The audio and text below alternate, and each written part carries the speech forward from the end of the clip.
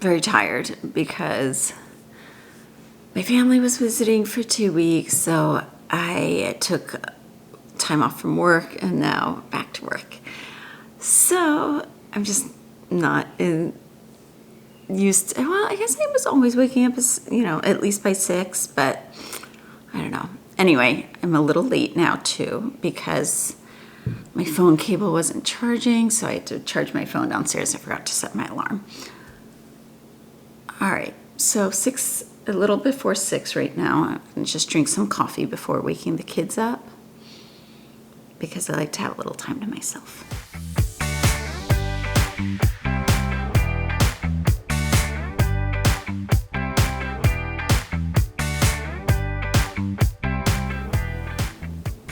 I know you're not supposed to rub your eyes. I'm totally rubbing my eyes. All right, so I haven't done one of these in a while, and it's going to be a pretty crazy day today. Kids start school Wednesday, which means they are not in school today. So they're coming to the office, plus I'm getting interviewed right immediately after work by the local news about the effect of distance learning on kids' vision and nearsightedness. So, I have to actually put some time and care into my appearance this morning. Usually when you're wearing a mask, especially with the Delta variant, I'm back to wearing like an N95, K95 mask. So I don't really do like makeup. I'll do my eyes, but I don't know, I guess, or maybe I'll just bring all my makeup to the office. I don't know. But first, coffee. So I don't take a lunch break, right? So I should be done with patients by 1, but then the news is coming at 1:30. But they said it shouldn't take longer than 20 minutes, so we should be home by 2:30. So where's the 2% milk? I think. Can you look in the other fridge, please? Oh, it's in my hand. I'm tired, guys. Trying to make Daddy a little coffee. Did you guys wake up your brother? I don't want him sleeping too long. He's got to eat too. Oh gosh, you take such joy in in a nice way, please, gently.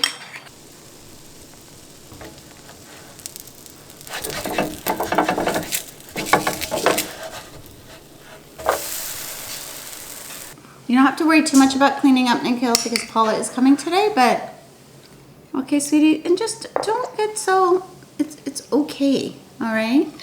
Nikhil? It's all right. Things will be fine. Don't get so tense about stuff, okay? Nikhil, just be a problem solver. Figure out how to make it less thick. You know what I mean?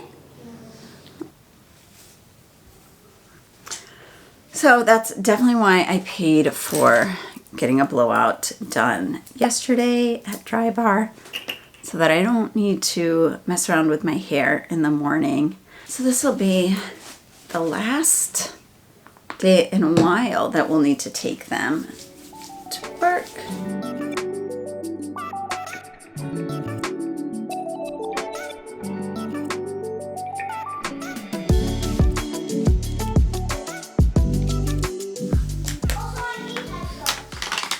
There's like a couple sets of headphones up on the top of your cubby, Aria.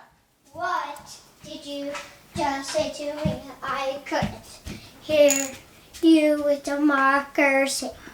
So please tell me what you were saying.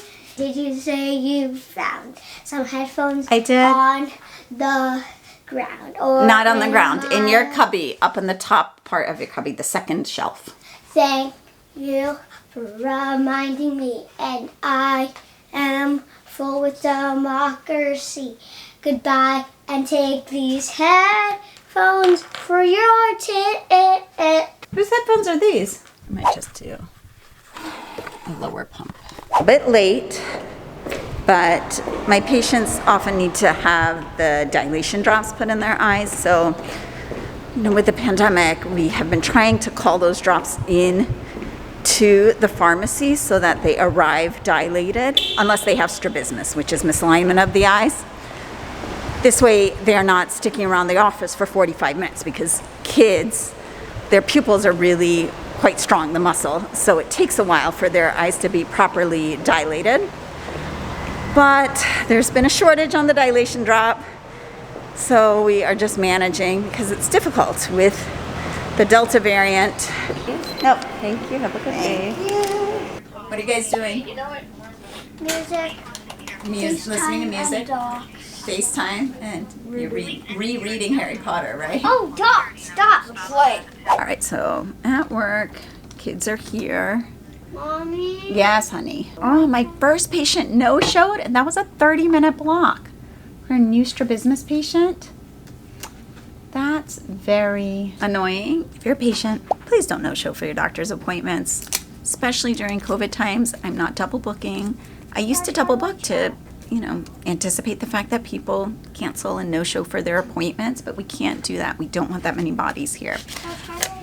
So, just be thoughtful. Call and cancel, please. End of rant. Let me ask about this patient that I got requested to add in emergently. So not that many, because when I see a patient with adult strabismus, so strabismus is a wandering eye. Some people call it a lazy eye. I don't like using that terminology. Lips are super dry. Some people use that, and I don't like it. But these are the patients. I enjoy seeing all my patients, but I really love seeing my adult strabismus patients, especially if they're here for surgical evaluation. It's not just because I like doing surgery, but it's just really meaningful to be able to tell them that what they've been experiencing is not in their head in terms of how it affects their interactions with others, to let them know that medical insurance covers it. That always just brings such joy and happiness to them. But again, not everyone's a surgical candidate, so I don't necessarily offer surgery for everyone, but I lay out all the options. You're hungry? It is 8:25. I made you pancake this morning.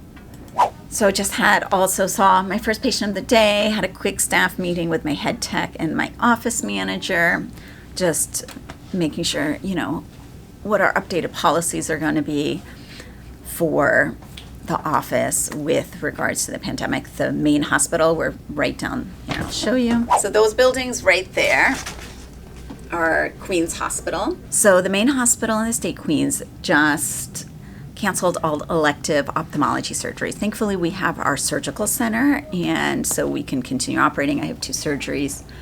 I don't do cataract surgeries, but I've got a lower lid repair on a kid, and I am doing a strabismus surgery on Thursday. So that's not canceled because it's at my surgical center. But because Queens is canceled, I do have a couple of patients scheduled later on in the month that I can't do at my surgical center because of the age cutoff. It's always better at the hospital to do surgeries of patients that you're more concerned about, plus anyone that's younger than 6. There's higher risk of anesthesia complications. Really, it's more like younger than 2 when I talk to the pediatric anesthesiologist. But anyway, so those surgeries are likely to be postponed for the near future.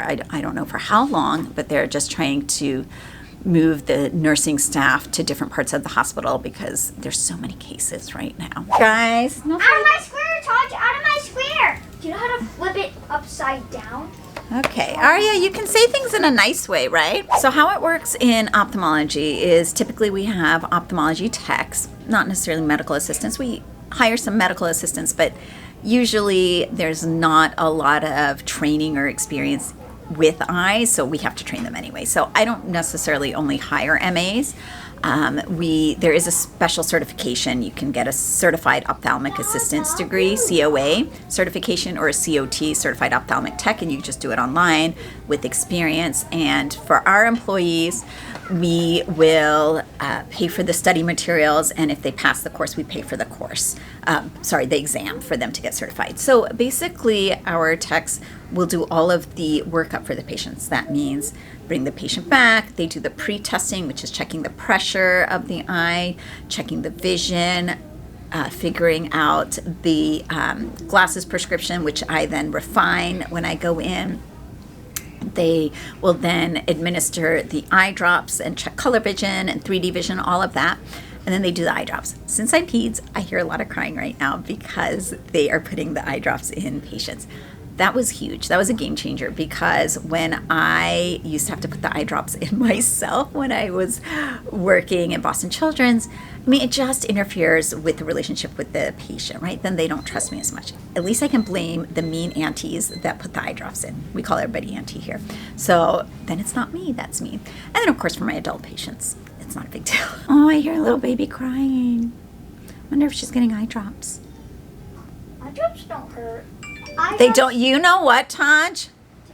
You used to absolutely hate eye drops so much. Did you know that? I loved eye drops. You used to hate eye drops so much. You would cry. Even when I would do the eye exam, you would cry. And I was your own mom. No, Taj. Taj has always hated eye drops the most out of anybody. But now he's so much better at them. So quiet.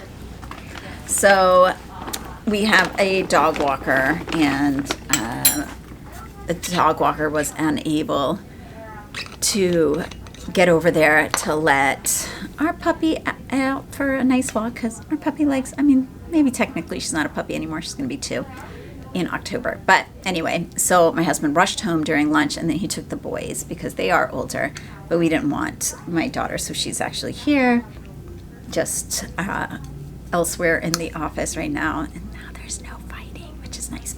I finished patients. I'm going to be just paying bills and then reviewing charts and all that fun stuff, and yeah, take it from there.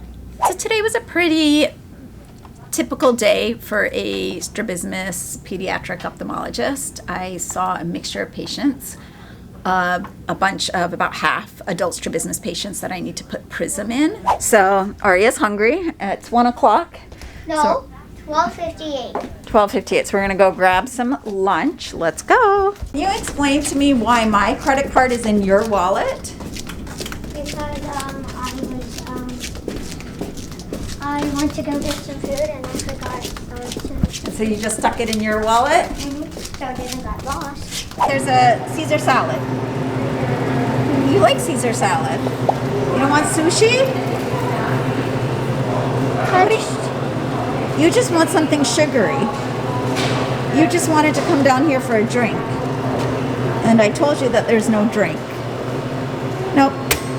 No OJ. Fish bento. That looks really good, actually. Don't make a mess, Ari, okay? So I'm gonna do a little bit of makeup. Oopsies, yikes. Because everything has been removed from the mask. The interesting thing is, when we took over this practice, there was actually Dr. Edwards, the previous doctor, had built a bathroom, and it's actually a full bathroom. There's a shower behind me, because back in the days when you didn't have to see as many patients to make ends meet, he would take a 2-hour lunch break every day and then come and go play racquetball at the gym down the street, and then shower. So do his morning patients, racquetball, shower, and do afternoon patients. Sometimes the older generation make fun of us for talking about work-life fit, balance, integration. They kind of had it. And the reason they had it was because insurance reimbursements were a lot more. And you could see less patients, and you could have a relationship with your patients more. And right now, our reimbursements are getting cut year after year. And I still give my staff and employees raises every year. I give them bonuses every year. My rent has increased. We're in the middle of a pandemic. All of my rates are increasing. Plus, I can't see full 100% patients. I can only see about 80% of my patient volume. That's one thing that I think about. It was different back in the day. And physicians still made a lot of money. Don't get me wrong. But there's a lot of autonomy that's been stripped. And for some, with the pandemic, they've had to close their doors, which is really sad, especially in a place like Hawaii. So I'm going to be talking on the news about 2 studies that came out earlier this year about distance learning and the pandemic, and what it did for kids who are near, and to make them a little bit more nearsighted, and what the evidence shows. And if you haven't seen those videos, I'll link to them now, because I actually did a whole video on YouTube, and that's where this newscaster, the top newscaster in the state, had reached out because she saw the video I did with Aria. But I love it because I sent her the studies and she actually read the studies. That to me is the hallmark of a good newscaster, not just taking someone's word for it, but actually investigating, right?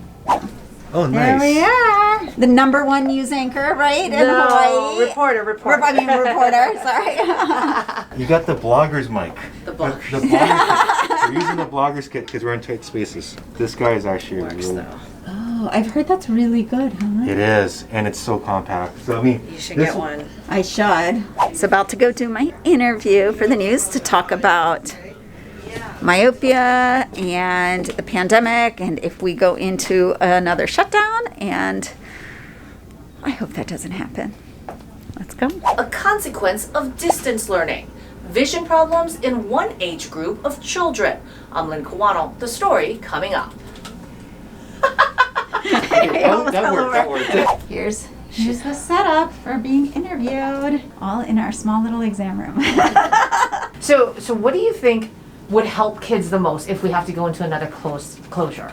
I think just being really mindful first and foremost about the amount of screen time. And it's not just the distance learning, but it's the phones, the amount of time they're even reading and writing. But of course, I'm going to always prefer that they read and write over playing Minecraft on a device. Other thing is just getting outdoors as much as possible. 2 hours a day of outdoor time has been shown in study after study to be beneficial. Good. Thank you. Thanks for doing that. So I forgot to eat, but let's just head home and grab something there. I had a vegan burrito, but I just got wrapped up with finishing out my charts and doing makeup. So small price to pay. So usually I stop my video right now because I'm at home, right? But I actually have a lot more work to do, and I figured you may as well see it and what a full day in the life of a Dr. Mom is, because going to work is just part of it. Even going to work with your kids, just part of it. So here's the rest of it. All right, so I changed. I feel a lot more comfortable. I love sheath dresses for work, but I certainly am not relaxing in them at home. And I just made myself nachos. My daughter even asked, "Is that the healthiest of lunches?" Well, I mean, it's like 3:30, so it's not a lunch. It's like a snack, right? Anyway, all right, so now I'm gonna just finish up. I didn't finish charting because I was trying to get out of there. And I'm going to post on social media, and I also need to edit my podcast that gets uploaded for tomorrow's release. So these are kind of the things that I take care of. The accountant needs some things because we always file an extension, so it's gonna be time to file our taxes, September 15th, so I need to take care of that. So a lot I need to get done basically in an hour and a half, because at 5 I probably need to start cooking dinner. And by then also we should get our grocery delivery. So I'm just gonna go ahead and finish up here. Let's take it from there.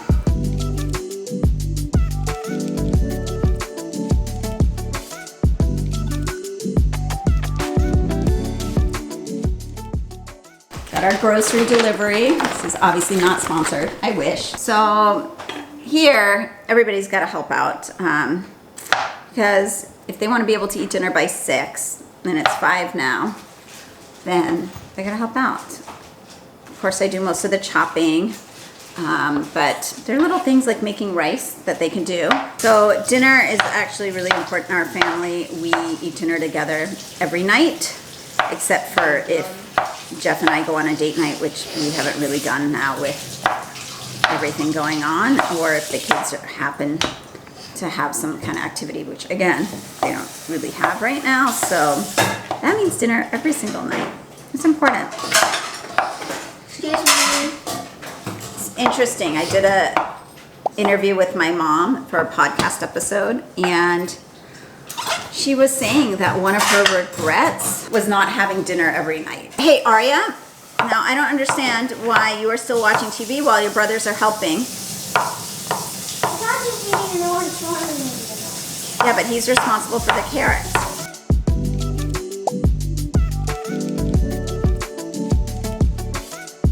Yes, I don't want you to smush it. I want you to just, yep, there you go. just, yep. And so obviously Turn the it ones over? on, yeah, you can. Good. Oh, that's hot. Is it hot?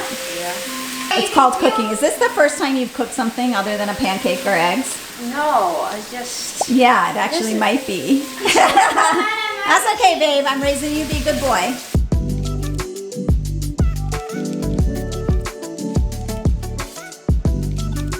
So dinner is simmering. I'm just getting the rice nice and crispy on the edges. That's how I love my dulsat bibimbap. And it's perfect in a cast iron skillet. It's just so easy. And then I usually crack some eggs.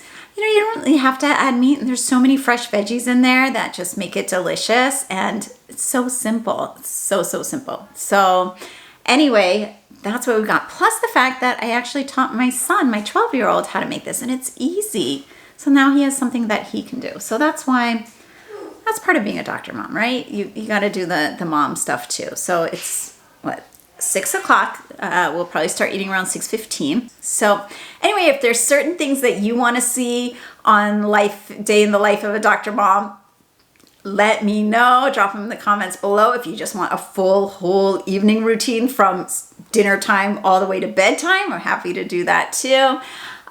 You know, I think it just helps to get a little window into what life is like as a working mom, because some of you might be interested in medicine and want to know how to juggle it all. So hope that's a little glimpse into you. If you like this, subscribe, like everything, and I will see you soon.